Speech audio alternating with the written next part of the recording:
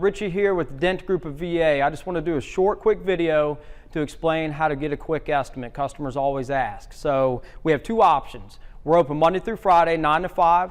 Walk-ins welcome for an estimate as well as for repair. Option two is all I need you to do is take your device. That's an iPad, cell phone. It doesn't matter. We need a picture of the damage. Here's the damage here. We would need a side angle of the damage.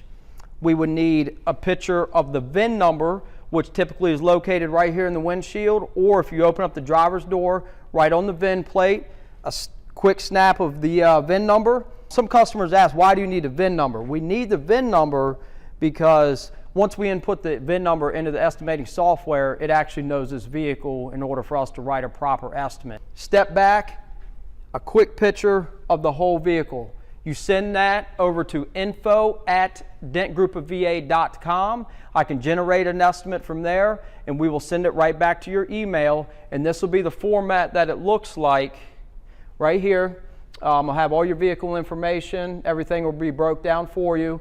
And if it's something you decide to go with, just give us a call back, reply to the email, and we can schedule you in and get the repairs done. Thank you and have a great day.